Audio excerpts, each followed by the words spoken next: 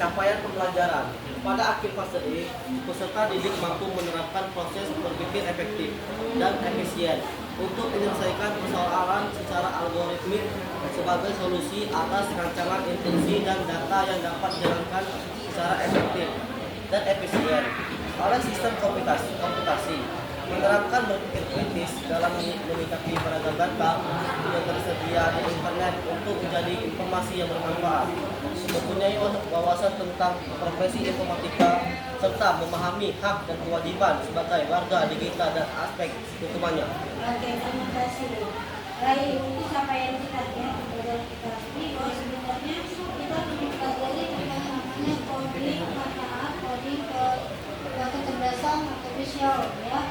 AI, tapi di sini khususnya untuk dasarnya dulu, ya dasarnya bagaimana kita mengolah, memproses, ya ada program aplikasinya, khususnya nanti akan mempelajari oleh yaitu tentang data, tujuannya sekarang Tujuan pembelajaran 1.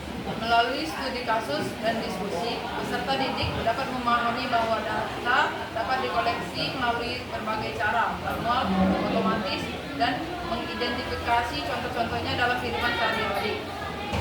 Meaningful critical thinking. 2. Melalui kegiatan simulasi, pengumpulan data sederhana, misalnya survei minat, peserta didik dapat mempraktikkan cara mengumpulkan data secara manual dan mengorganisasikannya. Meaningful, joyful. 3.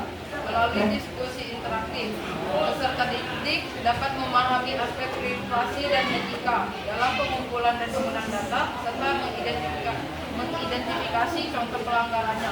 Meaningful, kewargaan, critical thinking. ya, itu merupakan tujuan pembelajaran kita ya pada hari ini. Baik, sebelum kita mulai silakan membentuk kelompoknya dulu. Kelompoknya dulu dibagi. Dipikir ini sedikit kamu di sini. Kamu di sini. Ya. Gabung ya, gabung aja. Kalau kamu masuk kamu di sini, kamu di sini. Supaya dia punya yang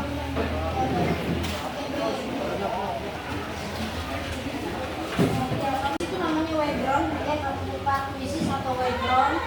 Nanti kuisis join ya, kuisis join harus juga silakan ketik jawaban kode di situ ini ya, sebelum kita pakai sesi ya bisa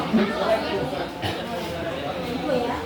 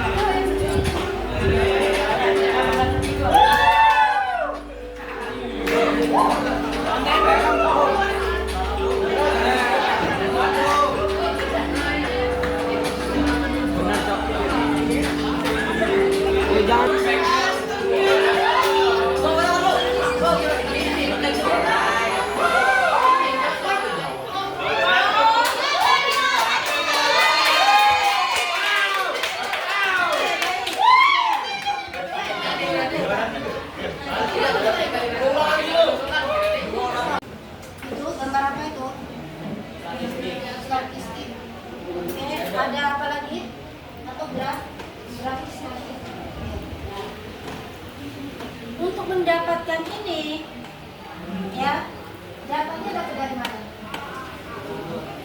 Di mana? Di Google. Tapi mencapai ke Google tadi orang untuk mendapatkan data itu seperti apa? Langkah-langkahnya orang untuk mendapatkan data ini supaya ini tahun sekian sekian ada perpindahan lagi show sekian, bajunya seperti apa, terus sepatunya seperti apa, seperti itu gimana caranya? Apa? Diteliti dengan cara ngapain? Data-data itu ngapain? Dianalisis, ya, dikumpulkan terlebih dahulu kemudian dianalisis data. Nah, itu pembelajaran kita ini adalah analisis data. Tepatnya nanti ke visualnya yaitu Google Colab-nya itu kita. Oke.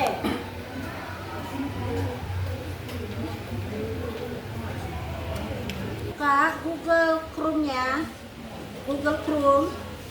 Kembali ke Google Chrome-nya. Kita sudah mulai ya. Kita mulai ke materi kita. Kamu buka Google Chrome, kamu ketikkan Google Colab-nya. Oke, Google Colab. Seperti ini di Drive ya. Oke, masuk ke Drive-nya.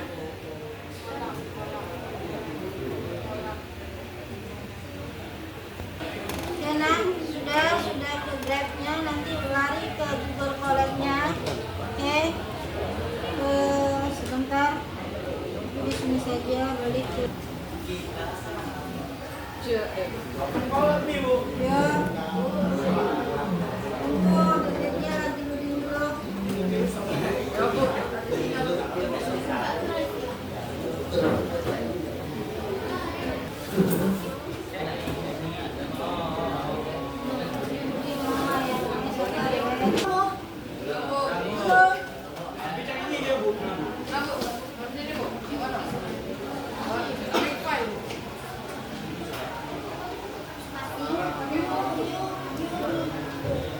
Kolab itu kan supaya kita tidak instan, maksudnya langsung ada kan, boleh pakai di drive-nya, kolabnya.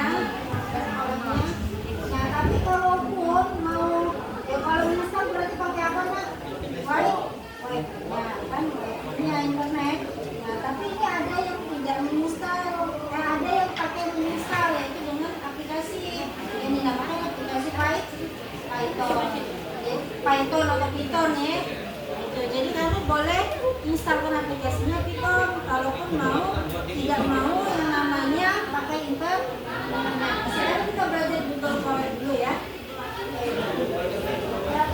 View kode. Nah di sini ya bisa kamu ketikkan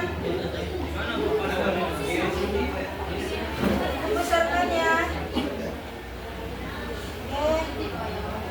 Nah, misalnya print yang dalam kurung 2 ditambah nanti dulu hello pakai tanda kutip dulu hello kami belajar dasar tentang konsumsi Python. Dah, tulis dulu ini. Yang seperti ini. Nah, tadi dapat di sini eranya. Yang jalankan, klik. Nah, itu dia. Ada hasilnya. Bu, kenapa petik duanya yang kami ini jadi susah? Makanya kamu pengen tambah lagi, ya? Kamu klikkan yang plus kode itu. Plus kode. Nah, nanti dia muncul lagi yang baru, boleh. Misalnya kamu pengen lagi ke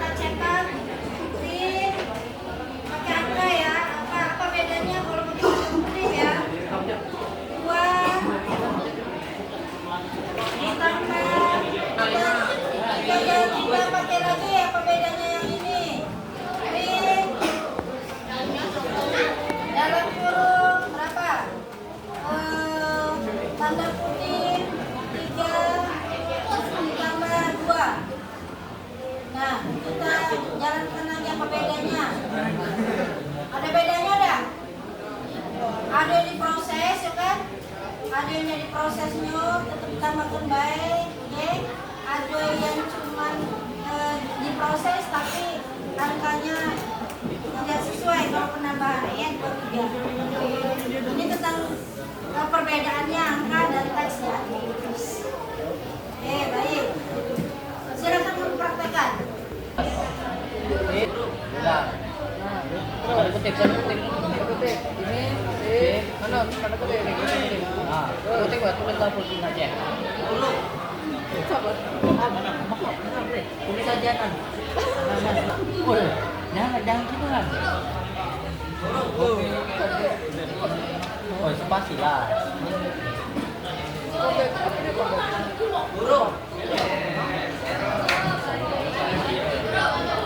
Apa itu nan?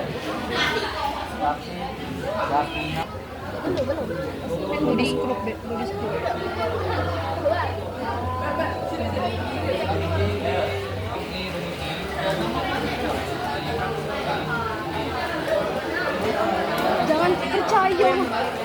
Benar kok.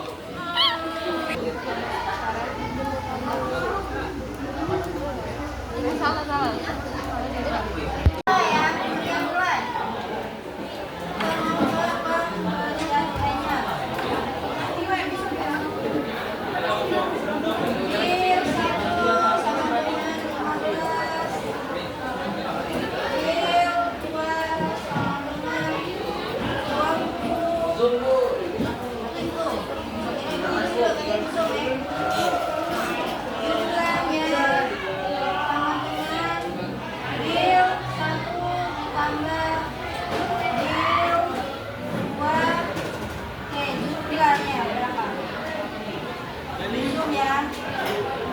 Jalankan.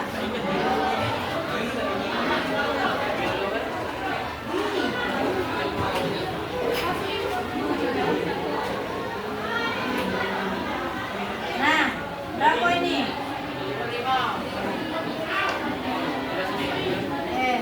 Ini kalau mau pemberian nilainya.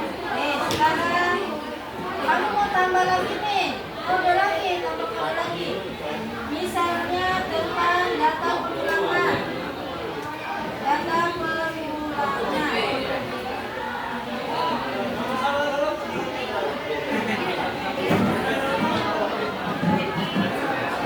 Siapkan data pengulangan yaitu data sama dengan berapa datanya? Pakai salah jamnya ini yang biasa. Nih. Berapa?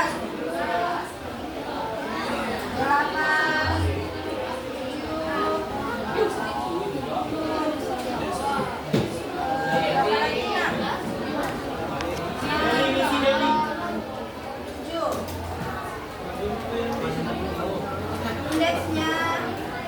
Indeks sama dengan 0.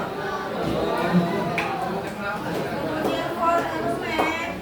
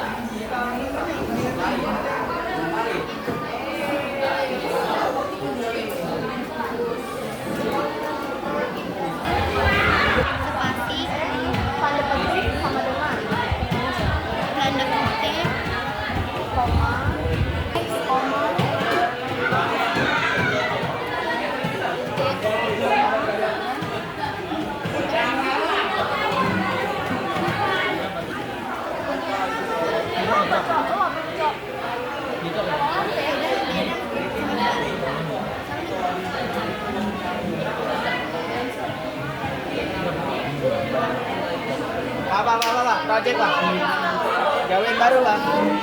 Bikin dulu bang.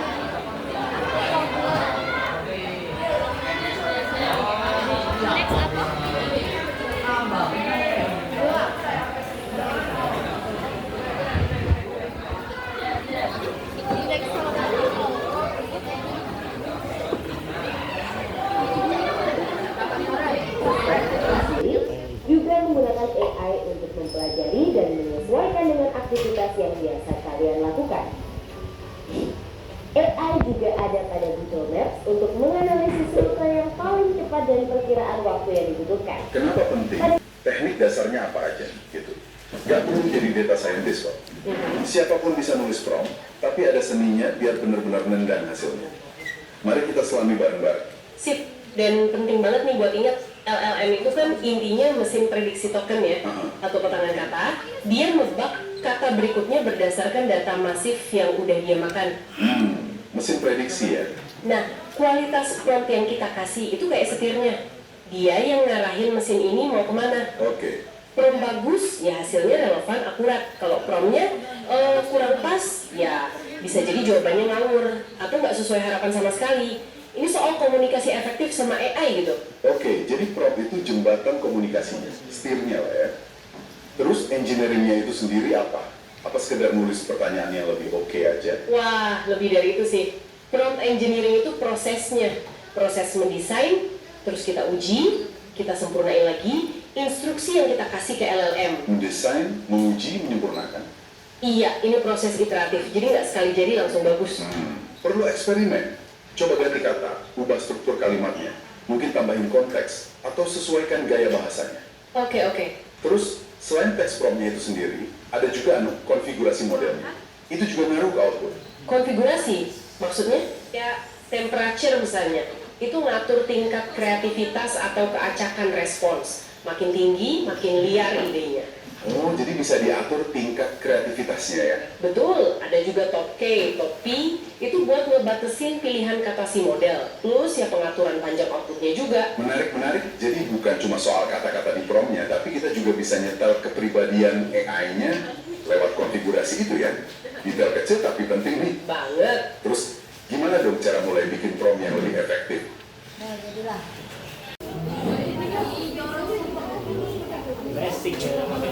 Nah, ini ya, masuk ke ChatGPT-nya. Tentunya Ibu sudah login.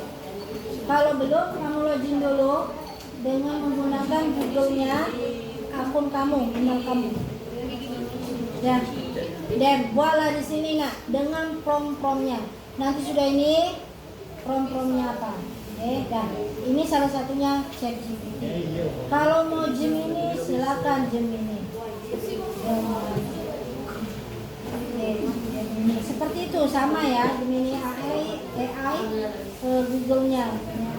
Pilih yang gratis boleh. Kalau belum masuk, kita harus masuk dulu sign in kan. Kalau sudah masuk ya aman, dia langsung ada. Sudah lengkap dia kalau sudah masuk. Kalau belum masuk ya dia minta apa? Masuk.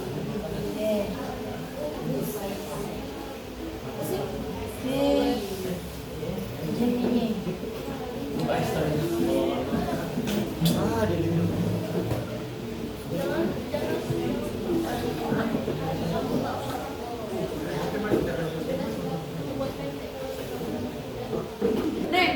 What? Kau dari situ posisi, kau pindah ke tukang bakso, sampai tidak kau duduk. Nih. Nah itu background, itu Gemini. Baik itu teman Gemininya ya. Oke, tadi ChatGPT-nya. Nah ini kemudian ada ChatGPT-nya di sini. Ini tuh ChatGPT-nya. Jadi kamu ceknya di mana? Di sini. Di Ask Anything. Kamu boleh prompt apa saja. Pakai nanti. Dia sudah selesai ya. Background-nya tadi. Background-nya seperti ini. Kamu ketik background-nya, kamu klik ini apa namanya, AI atau AI di background, ulang kembali. Ini kan kamu posisinya sesuatu tadi harusnya.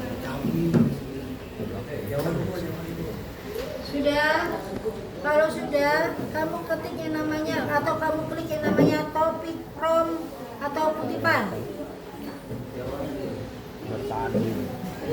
Sudah, kalau sudah baru kamu bikinlah promptnya, misalnya buatkan 5 soal. Apa maunya? Informatika. Tapi harus informatika itu luas ya. Jadi harus kita singkat. Apa misalnya? Tentang apa? Berpikir? Ya misalnya berpikir secara komputasional. Nah ini lebih apa? Lebih terfokus kan ketimbang informatika. Nah ya itu maksudnya, ngerti ya? Jadi harus jelas, singkat, padat yang bisa dimengerti sama AI-nya.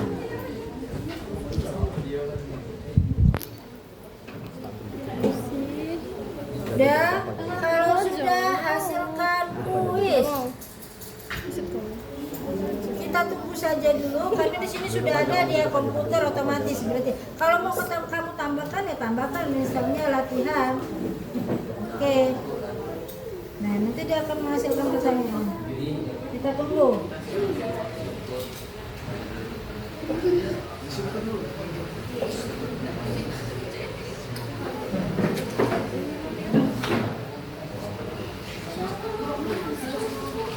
Sudah. Sip. Nah. Oke, ini kita simpan. Nah.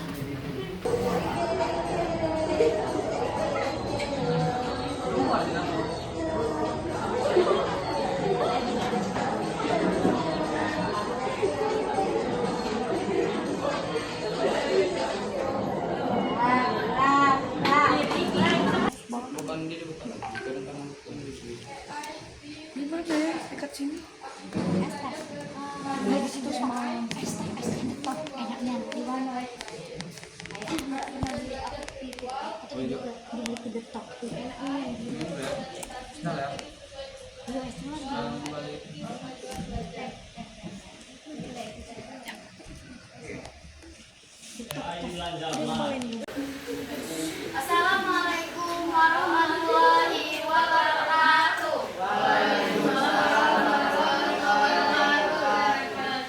Berdirinya kami di sini ingin mempresentasikan form yang kami buat. Baiklah, materi pertama akan disampaikan oleh Atifah. Dengan Atifah dipersilakan. Prom 1. Buatkan saya jadwal belajar harian selama 1 minggu. Saya ingin fokus pada mata pelajaran matematika, PKN, bahasa Indonesia, IPA, dan bahasa Inggris. Mohon atur waktunya seimbang dengan durasi belajar 2-3 jam per hari. Diselingi waktu istirahat, tambahkan juga waktu untuk mengulang pelajaran. Prom 2. Saya seorang siswa kelas 9. Tolong buatkan jadwal belajar 1 minggu menjelang ujian. Mata pelajaran yang harus dipelajari: matematika, IPA, bahasa Indonesia, bahasa Inggris, dan PKN. Saya biasanya bisa belajar mulai pukul 4 sampai 8 malam setiap hari. Mohon atur jadwal agar setiap mata pelajaran dapat porsi seimbang yang seimbang. Berikan waktu istirahat serta tambahkan waktu khusus untuk mengerjakan. Materi akan dibacakan oleh materi 1 yaitu ceria. Oke, di sini saya akan membacakan materinya. AI bidang transportasi, navigasi dan peta digital, government space, sistem lalu lintas cerdas, smart traffic light, mobil otonom, self-driven car, prediksi cuaca dan keselamatan berkendara.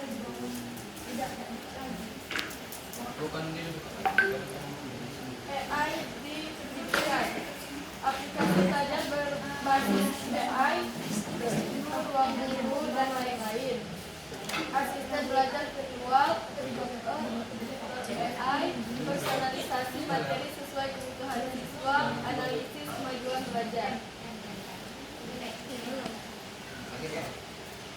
AI di belanja online, rekomendasi produk sesuai minat, dan buat layanan 24 jam, Sistem keamanan pembayaran digital, analisis tren belanja. AI memudahkan aktivitas sehari-hari, membuat hidup kita lebih efisien, aman, dan nyaman.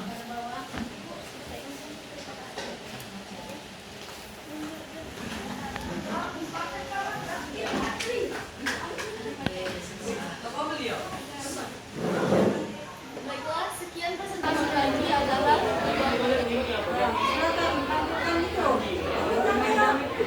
depan Budi ganti dengan nama depan Anda. Langkah ketiga,